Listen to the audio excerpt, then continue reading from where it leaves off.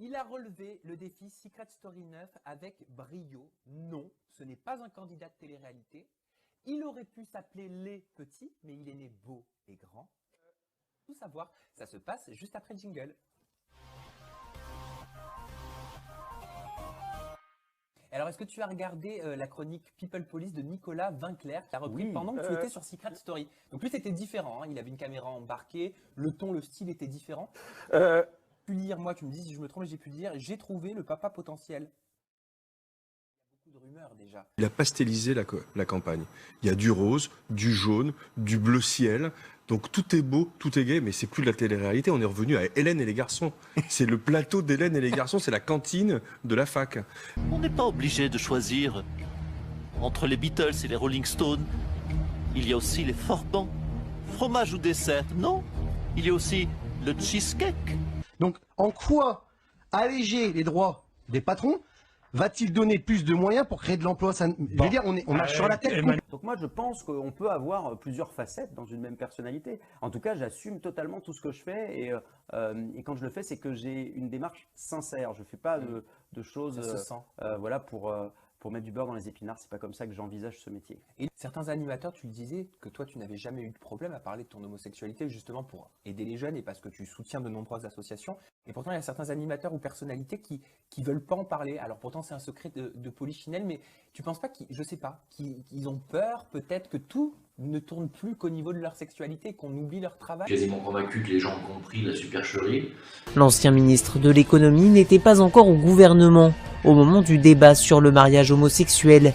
Il a donc rarement été amené à évoquer en public sa position sur le sujet. Je voudrais faire courir l'idée que je suis duplice, que j'ai des vies cachées ou autre chose, non seulement c'est désagréable pour Brigitte. Il aime ça les pipes. Et alors, d'après nos informations qui sont toujours vérifiées, il semblerait que c'est Brigitte, quand il avait 15 ans, qui lui a donné le goût de la pipe. Oui. Elle lui dit, regarde, c'est beau une pipe. Et je vous rassure, comme elle partage tout de ma vie, du soir au matin, elle se demande simplement comment physiquement je peux faire. Il y a Pierre Berger aussi. Louer son ventre pour faire un enfant, ou louer ses bras pour travailler à l'usine. Quelle différence? Tu vas voir, tu vas aimer ça. Puis depuis, elle lui a dit, tu verras, tu vas en voir de toutes les couleurs. Et puis effectivement, il en a eu des pipes, écoute, il a eu des longues, des fines, des grosses, des noires. Être progressiste, c'est être au centre des choses. Être progressiste, oui, parfois, c'est aussi être le cul entre deux chaises. Pierre-Hervé Grosjean et Pierre Amar du diocèse de Versailles, connu notamment pour avoir défilé contre le mariage gay. Et aujourd'hui, là, avec le succès qu'il a, sa collection de pipes, c'est incroyable. Il a des pipes qui viennent de la gauche et de la droite de la France, de partout. Faire le grand écart. Alors je le dis, tous ça, ensemble. C'est notre information. Ok? Donc si jamais le Canard enchaîné, il annonce ça, sachez que ça vient de nous. Non, j'ai jamais eu cette crainte-là. Après, voilà, chacun, c'est très personnel. Hein. Moi, je vais pas reprocher aux gens de ne pas annoncer qu'ils sont homosexuels s'ils n'ont pas envie d'en parler. Ce sont vos combats. Mais je suis aussi libre que vous. Aussi libre que vous. Et j'ai pas de leçon à recevoir de liberté. Là, je pense qu'il fait mouche, parce que ceux qui ont manifesté contre le mariage pour tous se sont sentis en effet brocardés dans l'intelligentsia et dans les médias, maltraités par les policiers dans les manifestations. Et là, je pense qu'il fait de la bonne triangulation, parce que c'est ça le mot-clé, c'est le mot triangulation. Moi, j'ai pas de leçon à recevoir sur la famille et la notion de famille, vous savez.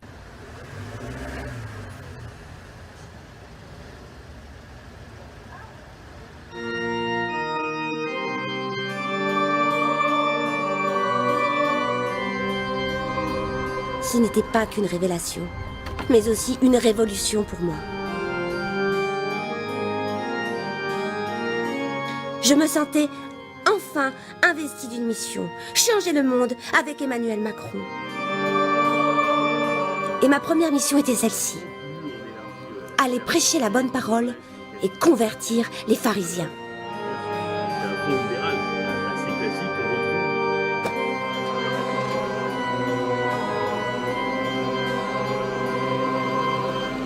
J'ai ma vie, j'ai ma propre famille, elle n'est pas classique non plus. Donc je sais qu'il y a des familles, je sais qu'il y a des modèles différents, je sais ce que c'est le poids du regard des autres, l'humiliation et et le fait de pousser les gens dans leur retranchement. Je l'ai vécu, moi. C'est pas théorique. Je l'ai vécu. Donc, moi, j'ai pas de leçon à recevoir de qui que ce soit. On me dit que ma position n'est pas tenable. Eh bien, c'est faux. Être progressiste, c'est se dire qu'il n'y a pas que le vin rouge ou le vin blanc. La Il y a différence, aussi le c'est rosé. qu'aujourd'hui, mon patron, lui, il peut calculer le montant de l'indemnité. Et il sait très bien qu'aujourd'hui, le risque qu'il encourt, il est minime. C'est vraiment à chier, vous êtes nuls. Au bout d'un moment, c'est pas très agréable. Voilà, tout le monde pourra penser la même chose. Il faut se mettre à notre place. Mais après, quand tu décides de faire un métier public, ça fait partie du jeu, donc il faut faire avec. Oui. J'ai reconnu ce qui s'est passé, cette souffrance. Mais parce que je reconnais qu'il y a une partie de la société qui a été oubliée, est-ce que j'enlève quelque chose à l'humiliation des couples de même sexe? Est-ce que j'enlève quelque chose à la souffrance au quotidien que vivent les jeunes ou moins jeunes homosexuels en province? Rien de rien. Arrêtons ces discours stériles. Je l'ai dit et redit. J'ai défendu le mariage pour tous. J'ai toujours pris des positions là-dessus. J'ai défendu d'ailleurs cette espèce de... Vous êtes favorable à la PMA? Attendez, oui. On va essayer de finir tranquillement et je vais répondre à votre question. Sur les rumeurs brièvement et après je te promets on passe à autre chose. Macron. Alors, il est mauvais et je dis tout fort ce que tout le monde pense tout bas. Il paraîtrait que Jacques Attali aurait offert une pipe à Macron. Une belle pipe. 15 000 €. Certaines rumeurs. Premièrement... On a fouiné, puis effectivement, il paraîtrait que M. Macron collectionne les pipes. N'oubliez pas, hein, si vous voulez Macron. Faites des pipes.